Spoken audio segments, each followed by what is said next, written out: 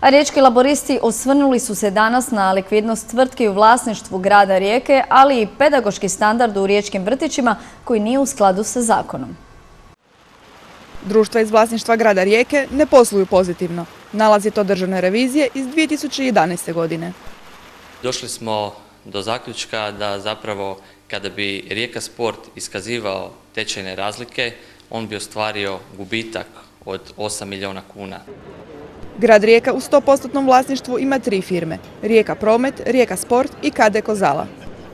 U toj situaciji trenutno mi kao građani ne možemo puno napraviti. Ono što bi bilo potrebno je, ukoliko budemo u 4-godišnjem mandatu, je da bi trebalo napraviti dobar uvid u stanje svih firmi, sagledati situaciju i krenuti od početka čistiti te probleme.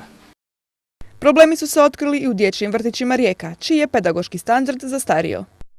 To je ustanova grada Rijeke koja se morala unutar 5 godina uskladiti pogotovo sa državnim pedagoškim standardom. Znači, taj standard je donesen i usvojen na Hrvatskom saboru 2008. godine uz obvezu da se unutar 5 godina uskladi, u ovom slučaju konkretno ustanova grada Rijeke, dječji vrtić Rijeka, sa normativom koja je tamo iskazana.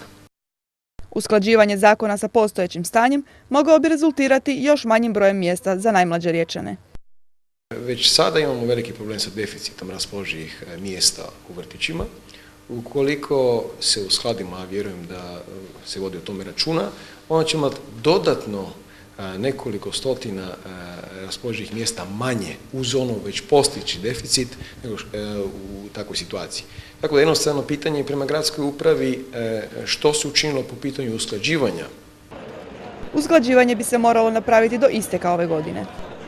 Ukoliko zanemarujemo tako osjetljivi sloj i tako osjetljivu dobnu skupinu i njihove roditelje, ono na čemu ćemo mi itekako inzistirati, osim saniranja gradskih financija i jednog business friendly pristupa prema poduzetnicima, znači ne da se takmičimo sa poduzetnicima, grad nije poduzeće, nije poduzetnik, nego on je taj koji omogućuje poduzetnicima da razviju svoje kapacitete. A izgradnja novih vrtića, čiji će standard biti u skladu sa zakonom, definitivno nije brža od vremena koje neumoljivo nosi novu vrtićku godinu.